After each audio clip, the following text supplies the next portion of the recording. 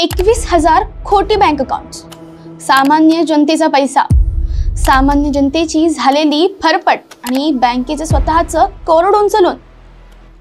अर्थात तुम्हाला काहीच कळलं नाहीये, पण आज मी तेच सांगणार आहे। कदाचित 2019 ला तुम्ही पीएमसी बँक घोटाळा ऐकला असेल, कदाचित त्या बँकमध्ये तुमचे सुद्धा पैसे अडकले असतील, तर ही व्हिडिओ नक्कीच तुमच्यासाठी आहे। कारण आजच्या व्हिडिओत आपण बघणार आहोत हा घोटाळा नक्की कसा घडला, तुम्ही कोणत्या बँक्समध्ये तुमचं अकाउंट ठेवलं पाहिजे किंवा नाही हे सुद्धा या व्हिडिओत कळणार आहे तुम्हाला। त्यामुळे व्हिडिओ पूर्ण बघा, तुम्हालाही माहिती आहे अशा कंटेंटची मराठीत कुठेच शाखा नाहीये। पीएमसी बँक म्हणजेच Punjab and Maharashtra cooperative bank ही 1983 मध्ये सुरू झाली। 1983 ते 1990 पर्यंत या बँकेचं काम सुरळीत सुरू होतं। 10 वर्षांपूर्वी आरबीआयला एक पत्र मिळालं, त्यात एका विसल ब्लोअरने सांगितलं की पीएमसी बँकेत काहीतरी गडबड होती, काहीतरी त्यांची कंडिशन नीट नाहीये, ते दाखवतायत तशी परिस्थिती आपल्याला दिसत नाहीये। पीएमसी बँकेचे एकूण 137 ब्रांचेस होत्या। ही बँक 2019 पर्यंत चांगलं प्रॉफिट कमवत होती। मार्च 2019 पर्यंत या बँकेकडे 11,617 करोड होते, म्हणजेच डिपॉझिटर्स होते। फायनान्शियल कंडिशन सुद्धा चांगली होती। पण हा नेमका घोटाळा घडला तरी कसा, तर तेच बघूया। पीएमसी बँक कायम बेकायदेशीरपणे सुरू होती, कारण ते आरबीआयचे रूल्स कधीच पाळायचे नाहीत। बँकेत होणारे गैरव्यवहार हे बँकेच्या बोर्ड मेंबरना सुद्धा ठाऊक नव्हते। बँकेने आपले स्टेटमेंटमध्ये खूप बदल केले होते, जे की ते परवानगी शिवाय आहे। म्हणजे एखाद्या बँकेला जर स्टेटमेंट बदलायचं असेल तर आरबीआयला त्याची परवानगी घ्यावी लागते। पीएमसी बँकेचे चेअरमन हे वरियम सिंग होते, म्हणजे त्यांचं पीएमसी बँकेचं आणि एचडीआयएल ग्रुपचं एक चांगलंच कनेक्शन होतं। त्यामुळे एचडीआयएल हा ग्रुप होता ना, त्याचं कायमच दिवाळं निघालेलं आणि पीएमसी बँकचे जे चेअरमन होते ते एचडीआयएलच्या बोर्डवर बसायचे।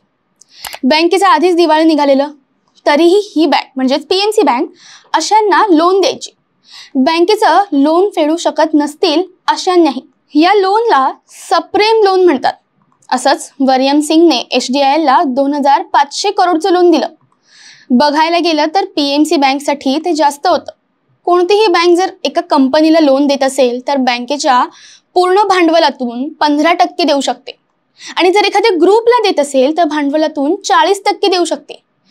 पीएमसी बँकेचं एकूण भांडवल होतं 1,055 करोड एवढंच, पण पीएमसी बँकेने एचडीआयएल ग्रुपला 2,500 करोड एवढं लोन दिलं।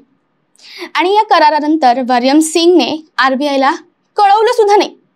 खरं तर जेव्हा आपण असे करार करतो तेव्हा ते आरबीआयला कळवणं मुख्य असतं। आरबीआयचे रूल पाळायचे नाहीत पीएमसी बँक।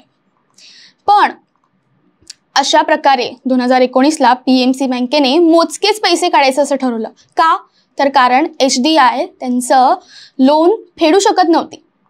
अनेक प्रकारे हे दिलेलं लोन फेडलं गेलं नव्हतं, त्यामुळे याचाच त्रास सामान्य जनतेला झाला।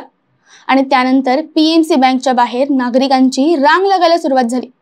बँकेत कितीही पैसे असले तरी वेळेस फक्त 10,000 किंवा 1,000 पासून ते 10,000 एवढीच रक्कम काढण्यास परवानगी होती। त्यानंतर हे रूल बदलून 25,000 रक्कम केले गेले। पीएमसी बँकेने कायम आपलं चांगलं सुरू आहे हे दाखवण्यासाठी 21,000 खोटी बँक अकाउंट्स उघडली। हे दाखवायला की अशा छोट्या छोट्या अकाउंट्सने थोडं लोन घेतलंय। यावर ॲक्शन घेऊन 4 लोकांना अरेस्टही केलं, जसं की बँकेचे मॅनेजिंग डायरेक्टर सोबत चेअरमॅन म्हणजेच वरियम सिंग आणि एचडीआयएल ग्रुपचे 2 लोक। ईडीने पडताळणी केल्यानंतर समजलं की यांच्याकडे 3,000 करोड आहेत, तर ते पैसे डिपॉझिटर्सना देऊ शकतात ज्यांचे पैसे अडकले होते। तरी पीएमसी बँकेने ते केलं नाही। सरकारकडून सामान्य जनतेला काही गॅरंटी सुद्धा दिली गेली नाही। मोठे मोठे पॉलिटिशियन्स सुद्धा या गोष्टीकडे दुर्लक्ष करत होते। निर्मला सीतारामन ज्या अर्थमंत्री आहेत त्यांनीही या गोष्टीकडे दुर्लक्ष केलं। त्या म्हणाल्या या गोष्टीसाठी सरकार रिस्पॉन्सिबल नाहीये, आरबीआय कडून बघून घेण्यात येईल। ही घटना आहे 2019 ची, ही आत्ताही होऊ शकते। अजूनही आपले पैसे आपल्या बँकेत सुरक्षित नाहीये असं होऊ शकतं। कोऑपरेटिव्ह बँकेत पैसे ठेवत असाल तर कोऑपरेटिव्ह बँकमध्ये पैसे ठेवणं हे जास्त धोकादायक ठरू शकतं, कारण अशा बँका कधीही बंद पडू शकतात आणि त्याचं नुकसान होऊ शकतं ते सामान्य जनतेचं। तुमचा सुद्धा परिवार यातून गेलाय का? तुम्हालाही अशा परिस्थितीला कधी सामोरं जावं लागलंय का? आम्हाला कमेंट करून नक्की कळवा आणि व्हिडिओला लाईक केल्याशिवाय जाऊ नका. आणि व्हिडिओ आवडली असेल तर नक्कीच या चॅनलला सबस्क्राईब सुद्धा करा. धन्यवाद.